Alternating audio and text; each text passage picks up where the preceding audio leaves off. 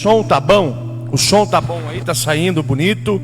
Não tá saindo com aquele eco ruim? Tá bom? Quem pode me responder no comentário, por favor, meus irmãos? Algum dos irmãos me responda no comentário. O som tá bom? Por gentileza. Obrigado, missionária Paula. Eu quero saudar todos os irmãos que estão conosco nessa live. Abra sua Bíblia comigo, o Evangelho de Jesus Cristo, registrado em Mateus capítulo 24, isso, capítulo 24, Evangelho de Mateus, registrado por Mateus, capítulo 24 de Mateus. Nós vamos ler, tá? O versículo de número 32 em diante, tá? Evangelho de Jesus Cristo, registrado por Mateus, capítulo 24, verso 32 a seguir. Aprendei, pois, essa parábola da figueira, pois já os seus ramos se tornam tenros e brotam folhas, sabei que está próximo o verão. Igualmente, quando vires todas essas coisas, sabeis que ele está próximo às portas. Em verdade eu vos digo que não passará esta geração sem que todas essas coisas aconteçam. O céu e a terra passarão, mas as minhas palavras não hão de passar. Porém, naquele dia e hora ninguém sabe, nem os anjos do céu, nem os filhos, nem o Filho, Jesus, mas unicamente o Pai. E como foi nos dias de Noé, assim será também a vinda do Filho do Homem. Porquanto assim como nos dias anteriores ao dilúvio, comiam, bebiam, casavam e davam-se em casamento, até o dia em que Noé entrou na arca. Até aqui, irmãos. Podeis assentar os irmãos que estão aqui. Irmão Nivaldo, né? Muito obrigado, viu, por nos ajudar. Já pediram para o senhor voltar.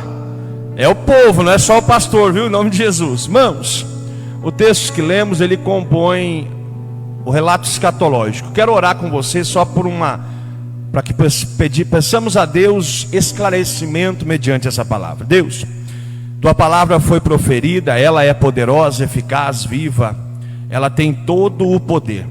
Fala conosco nessa noite, em nome de Jesus, amém. Meus irmãos, o capítulo 24 do Evangelho registrado por Mateus, ele nos relata o sermão profético em relação ao princípio de dores, né?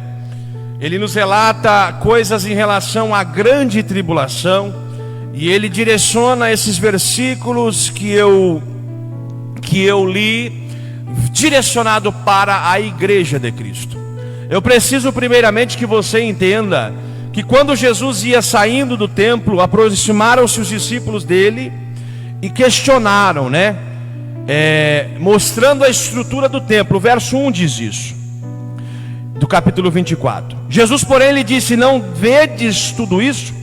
Em verdade vos digo, não ficará aqui pedra sobre pedra que não seja derribada. Irmãos, quando eu olhei este texto hoje, estudando, o dia que Jesus me deu a revelação a falar com a igreja, e Deus me deu algo que Ele não me deu até hoje nesse sermão quando eu prego. Já preguei por diversas vezes, pessoas da live sabem que eu já preguei, e não preguei como vou pregar hoje. Já viram me pregando esse sermão, mas não do jeito que vou pregar hoje. Os discípulos estavam, irmão Nivaldo, irmãos do Facebook, focado na grandiosidade do templo que Herodes ajudou a construir.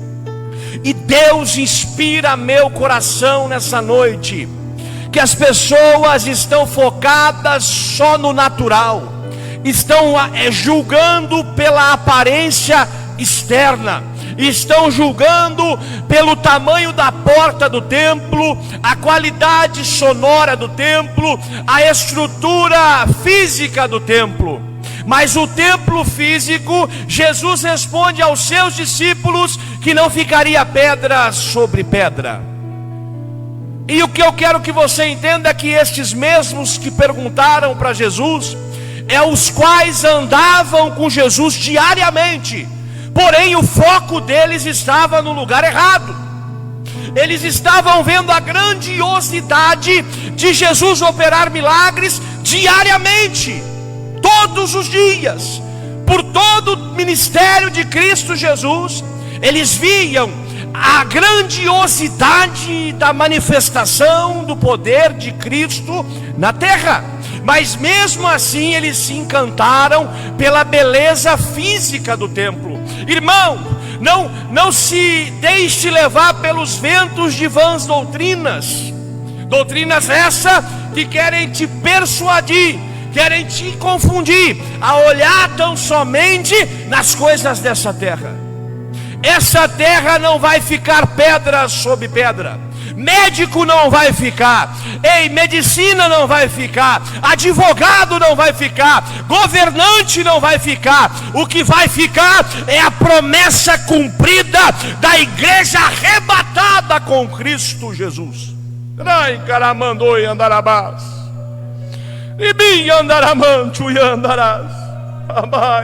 Eu sinto a presença de Deus. Falo disso com temor e tremor, irmãos.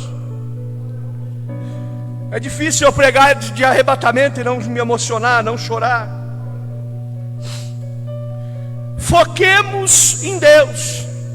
E quando Jesus anuncia as coisas que iam acontecer aos seus discípulos, no verso 7 do capítulo 24, ele diz assim: porquanto se levantará nação contra nação, guerras já vem vindo desde a antiguidade, reino contra reino, e haverá fomes.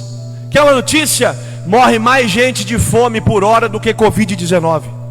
E nós nunca nos atentamos e nos comovemos com isso. Depois ele diz: e pestes? A peste está aí. A peste está aí, mas Salmo 91, nenhuma peste, nem mortandade há de chegar à nossa tenda, porque Ele nos guarda no esconderijo do Altíssimo, e descansamos à sombra da sua proteção. Do verso 15, e não quero falar, até o verso 28, fala sobre a tribulação e a aflição. Irmãos, primeira coisa que você precisa entender: a escatologia, ela é direcionada a profecias bíblicas para Israel e profecias bíblicas para a igreja. Entenda o que vou te esclarecer. Primeiro, a profecia que era para Israel, ela foi mudada. Por quê? Não porque Deus mudou, irmão Nivaldo, sim porque o povo rejeitou. E aonde eu encontro a divisão de águas disso? Que foi, Cadu? Tudo bem, hein? Aonde eu encontro? Em 1 João 1, 10 e 11. Ele veio para os seus o negaram. Todo aquele que creu deu o poder de ser feito filho de Deus. Aí lá na mulher cananeia, que eu vou falar em outro dia, só vou deixar você entender.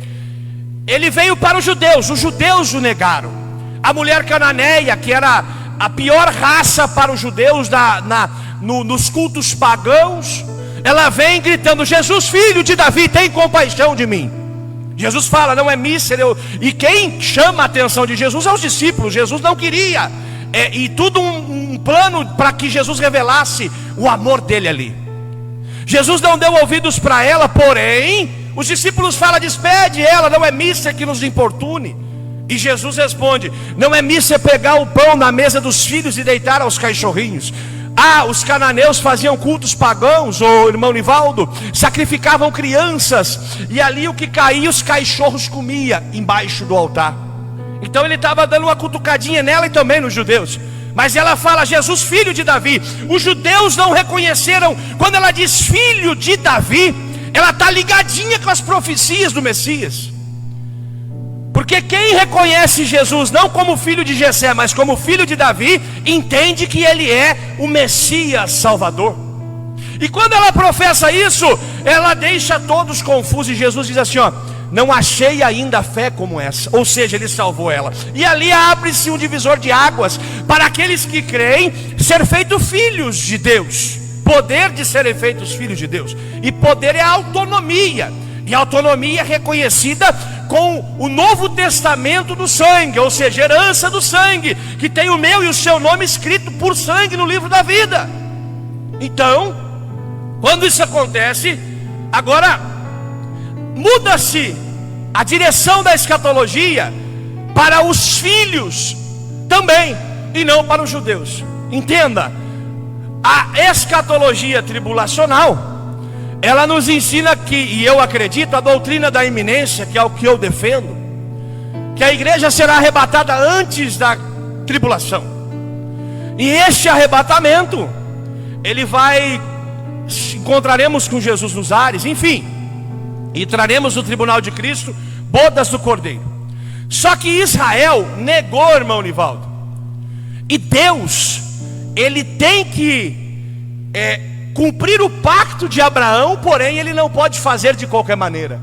Ele vai salvar os judeus que clamarem na tribulação, porque não reconheceu Jesus como Messias. E não tem como eu chegar ao Pai senão pelo Filho. Então aqui, o Mateus 24, ele é uma parte para a igreja e uma parte para Israel. E eu quero vos falar sobre a parte da igreja. Depois vou falar em outro culto sobre as 70 semanas e o período da graça, que pausou os 490 anos das semanas de Daniel, tá? Mas eu quero que você entenda que há uma promessa. Essa promessa nos foi dada, e ele diz para a gente olhar para a figueira. Já quando os seus ramos se tornam denros e brotam folhas, sabeis que está próximo o verão. Eu preciso ir com você agora lá na parábola da figueira estéril de Lucas 13, verso 6. Lucas capítulo 13, verso 6. E dizia esta parábola: um certo homem tinha uma figueira plantada na sua vinha, e foi procurar nela frutos, não achando. E disse o vinhateiro: eis que há 3 anos venho procurando fruto nessa figueira e não acho. Corta-a, porque ela ocupa ainda a terra inutilmente. E respondendo ele, disse-lhe: Senhor, deixa este ano, até que eu a escave e a esterque. E se der fruto, ficará, e se não der fruto, depois mandarás cortar. Vou explicar para que você entenda. Essa parábola, quanto tempo foi o ministério de Jesus na terra? 3 anos, pouco mais de 3 anos. Por quanto tempo Jesus disse na parábola que queria os frutos da figueira? Por 3 anos. A figueira, ela tipifica Israel. Tudo que você ver de figueira em Israel, da Bíblia tipifica Israel, tá? A figueira é Israel. Jesus pregou para os judeus, insistiu com os judeus 3 anos e não deu fruto. Aí o pai da parábola, em João 15, que ele é o agricultor, mas nós devemos dar fruto.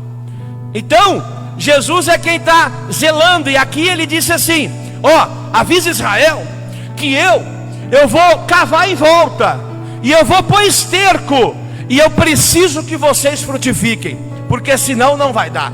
Então lá na frente Israel terá uma chance. Mas eu quero vos falar sobre essa figueira. E alguns judeus, irmão Nivaldo, hoje são judeus messiânicos, ou seja, acreditam em Jesus, confessam o Cristo que nós confessamos. Em 1948, a ONU reconhece Israel como nação. Detalhe, 1940-45, dando-se a guerra mundial, e Israel foi quase assolado, irmão Nivaldo. Só que Jesus, Deus Pai, o pacto abraâmico, susteve aquela nação de pé. Só que quando ela voltou a ser reconhecida como nação, cumpre-se Mateus 24, Aprendei, pois, essa parábola da figueira. Quando já os ramos se tornam tenros e brotam folhas, sabei que está próximo o verão. Ou seja, 1948, Israel antes não era nada. Naquele período de 40 a 48 não era nada. Foi no dia 14 de maio de 1948 reconhece, ou seja, começou a nascer folha. O mundo não reconhecia, agora a ONU reconhece. É Deus mostrando para o planeta que tem um pacto, que tem uma promessa, e Ele cumpre o que promete. Só que Israel para a igreja é o termômetro do arrebatamento. Por quê? Porque é lá que vai revelando os períodos. Se ela começou a dar fruto, aí ele diz assim, ó, está perto o verão. Qual o verão? Aí João, lá no livro do Apocalipse, diz que ele viu Cristo e o seu rosto resplandecia como o sol. Porque o sol, a maior estrela que o ser humano pode entender, e ela, se chegar a algo perto, ela consome. Assim é o senhorio de Jesus, assim é o poderio de Jesus. Aquele mesmo rosto, como o sol que Jesus revelou a João, o discípulo amado, no Apocalipse, ele vai se revelar para a igreja triunfante, arrebatada nos ares por Cristo Jesus. Ei, aleluia. Então está perto o verão, e vamos ver esse rosto. Agora, pastor Eduardo, e o que nós entendemos como período? São 3 segredos aqui, irmão Nivaldo e irmãos do Facebook. Primeiro, é a figueira. Ela começou a florescer em 1948. Então o start, para que se possa ter um parâmetro de pressuposto bíblico de quem estuda a Bíblica, se deu em 1948. Um pouquinho abaixo, 34, ele diz assim, ó: em verdade vos digo, não passará esta geração sem que todas essas coisas aconteçam. Redobre a sua atenção. Ele está dizendo não da geração que escreveu a Bíblia, ele está dizendo da geração que ia ver a figueira florescer. Trata-se de conjunção verbal no português. Então o português nos deixa claro que ele está falando daquela geração que viu a figueira florescer em 1948, e não a igreja primitiva. Então, quando a geração de 1948 viu, a Bíblia diz que não passa aquela geração, irmão Nivaldo, sem que essas coisas aconteçam. Ou seja, arrebatamento, tribulação e Cristo ressurreto na terra. Olha que lindo. Quando nós partimos para, já entendemos a figueira, vocês entenderam? Os irmãos do Facebook entenderam que a figueira é o start. Agora devemos focar na geração. E eu quero que você entenda por que estamos vivendo este momento de pestes. E já vou chegar, irmãos, e é cajado santo de Jeová para a nossa vida. Aleluia, aleluia. Glória a Deus, glória a Deus. Aí, eu devo entender o que é geração, porque ela não vai passar sem eu ver essas coisas. Geração é o tempo de longevidade que se dá em um período, de uma turma de pessoas, de um grupo, de uma comunidade que nasceu. Ela nasce e ela deve ter um fim. Eu encontro na Bíblia orientações que se dá de quanto tempo uma geração pode durar. Primeiro, em Salmo 90:10. Se você puder ir para a Bíblia comigo, Salmo 90:10. Quero ler com você. A duração da nossa vida é de 70 anos. E se alguns pela sua robustez chegam aos 80 anos, o melhor deles é canseira e enfado, pois passa rapidamente e voamos. O salmista está dizendo que com 70 a 80 anos já se está se acabando o vigor. Vamos entender o texto aplicado com contextualização na hermenêutica bíblica em Mateus 24. Não passa a geração de 1948 leu nos jornais que Israel, a figueira, voltou a florescer. Agora, com 70 a 80 anos, de 2000 a 2018, ela já está enfadada, ela já está para começar a morrer os idosos dela. Se você está entendendo, você vai entender o mistério. Aí a ciência diz que com 70 a 80 anos, um homem e uma mulher, ele já tem o seu corpo mais ácido do que alcalino. Ou seja, já não tem tanta vida nem no próprio sangue. E o que Deus está fazendo? A ciência se curvar para o que a Bíblia disse há anos e anos e anos. Aí, então, vamos a colocar mais para perto. Em 2018, a geração que viu a figueira florescer já está enfadada e velha. Aí eu preciso ir com você agora em Salmos capítulo 6, em Gênesis capítulo 6 e verso 3. É Bíblia, irmãos, Bíblia por Bíblia, não tem segredo. Então disse o Senhor: não contenderá o meu espírito para sempre com o homem, porque ele também é carne, porém os seus dias serão de 120 anos. Agora eu volto em Mateus. Vamos dar um rolê na Bíblia, é gostoso falar de Bíblia. E leio com você o verso de número 37 do capítulo 24. E como foi nos dias de Noé, assim será também a vinda do Filho do Homem. Portanto, assim como nos dias anteriores ao dilúvio, comiam, bebiam, casavam, davam-se em casamento, até o dia que Noé entrou na arca. Lá em Gênesis 6:3, Deus está falando sobre a correção para a geração de Noé. E ele limitou a geração de Noé a 120 anos. Agora ele manda eu olhar para a figueira aqui no Novo Testamento e falar que quando a figueira tiver folhas, frutos, está próximo o verão. O verão nós já dissemos que é eu, assim como João, vendo o rosto resplandecente de Cristo. Então está perto. Aí fala que não passa a geração que viu a figueira florescer em 1948. E aí eu, entendendo que a geração nasceu em 1948, de 2000 para 2018 ela está enfadada, e com 120 anos se dá em 2068. Então em 2068 se finda os 120 anos aplicado. Por quê, pastor Eduardo? Teve pessoas com mais de 120 anos, depois da Bíblia teve, de Gênesis 11 para frente. Porém Deus nos manda em Mateus 24 olhar para Noé. É em Noé o segredo, é em Noé. Noé, a nação estava, o mundo estava em imoralidade, em corrupção, em homossexualismo, perversão. E Deus fala: olha para Noé. Então, quando os dias estiverem como o de Noé, quando a figueira também for vista, está pertinho de eu chegar.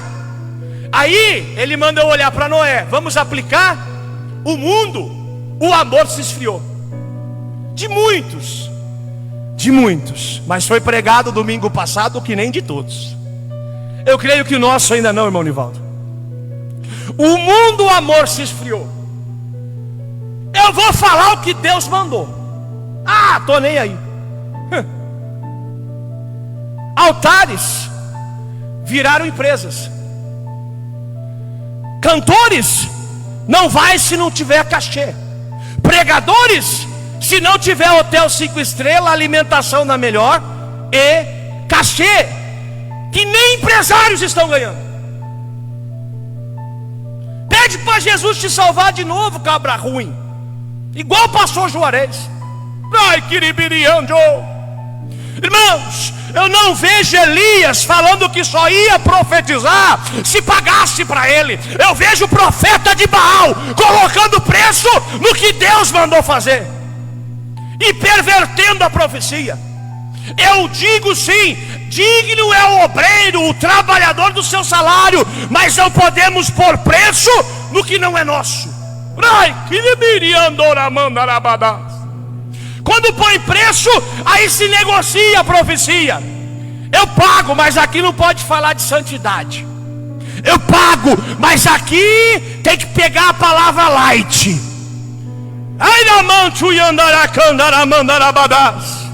Eu quero é mocotó do céu, irmão. Eu quero é mocotó espiritual. Eu não quero comer miojo. Miojo traz anemia. Deus está tratando com altares essa pandemia. O homem achando que é dono da igreja, o homem achando que é dono do que prega, palavras de edificação rejeitadas em altares, palavras de cura, de limpeza, de mudança de vida rejeitadas em altares, homens com compromisso com Bíblia sendo jogado para fora de igreja. Tem que acabar isso aí. Esse é os dias de Noé, igreja de Cristo. Esse é os dias de Noé.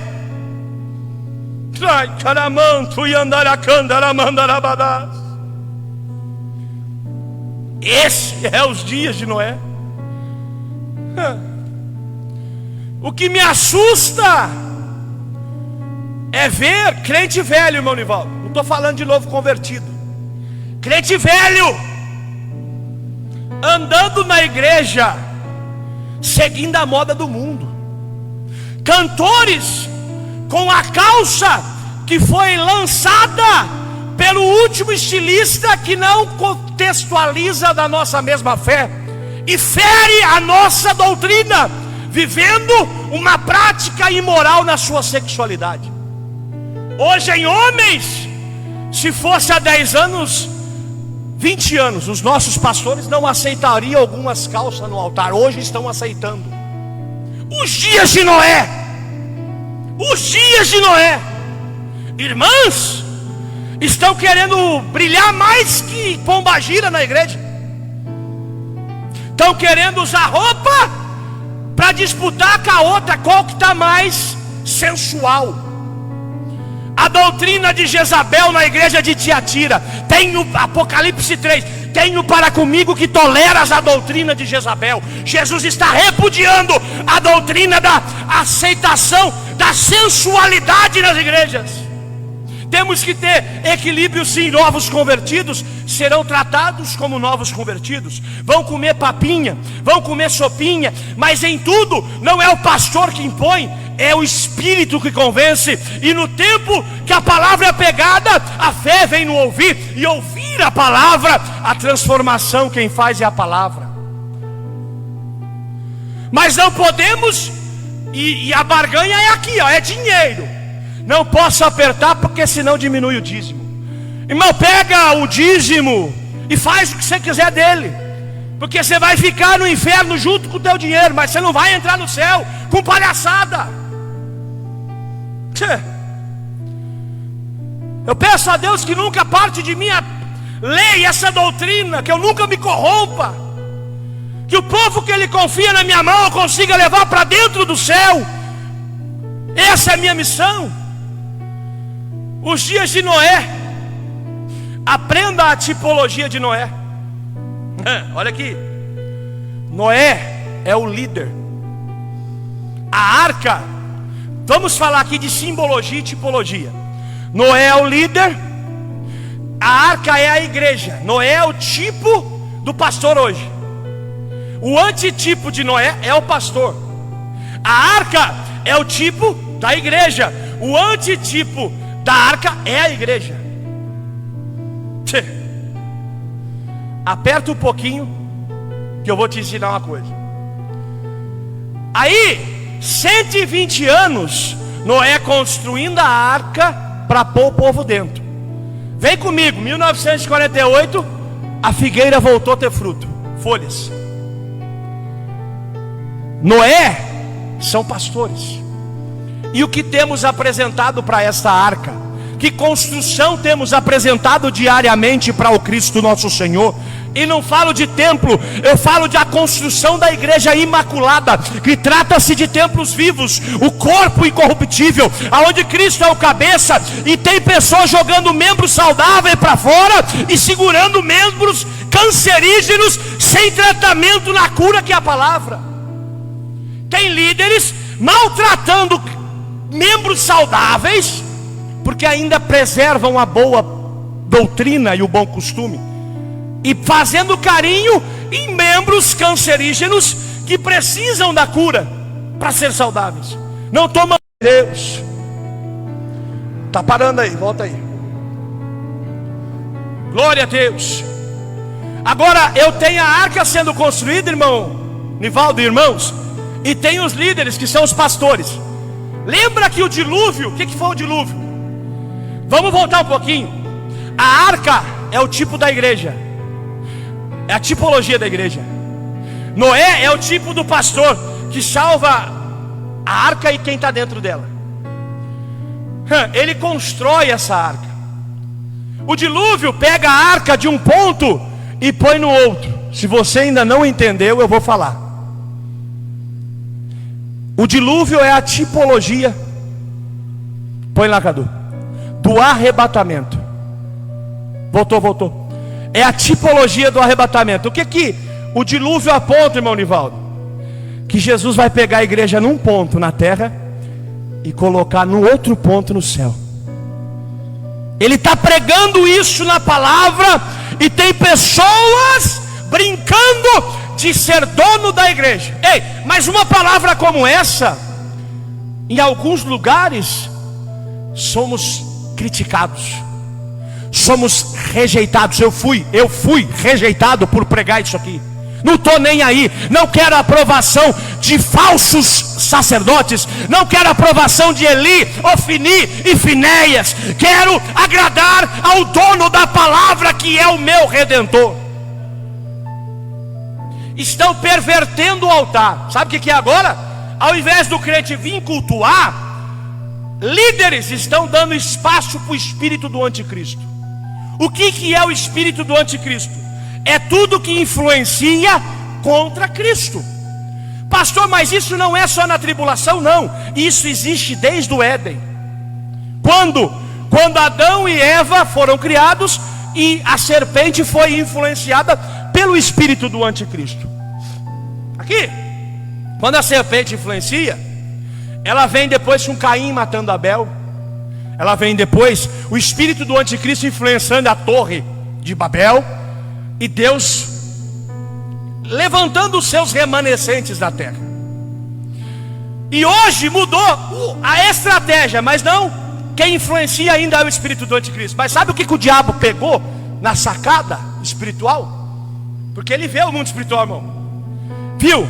É só dar o que o povo quer, é só alimentar o ego deles, que aí a gente tira o foco deles da santificação. E aí hoje altares estão aplaudindo profecias de egocentrismo. Pega sua chave, pega seu carro, troca de casamento, vai do jeito que você está mesmo, na bagunça, adulterando, que está tudo normal. Tem falsos profetas mandando até trocar de casamento.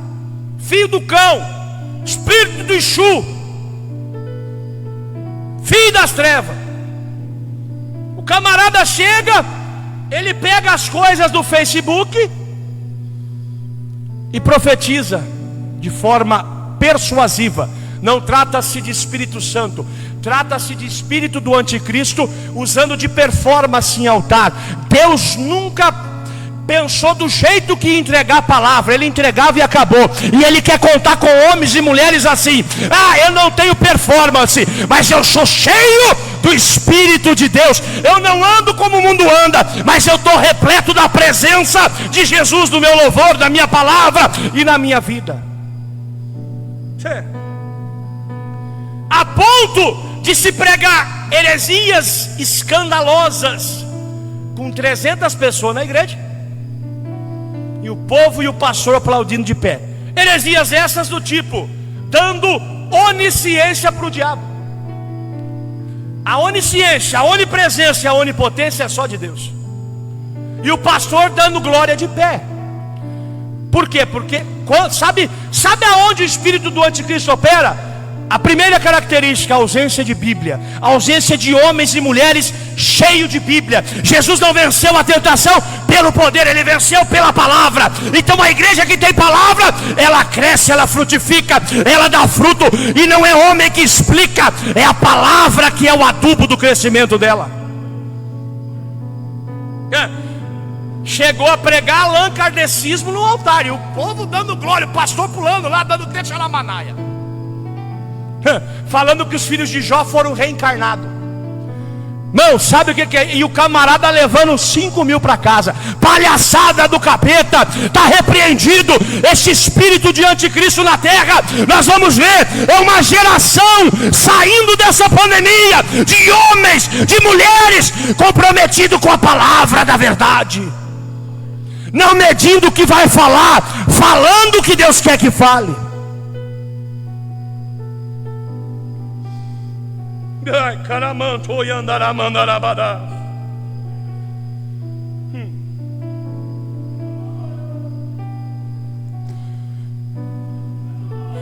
Eu digo, irmãos, os dias de Noé estão na terra, mas Deus também não tem só imoralidade na terra.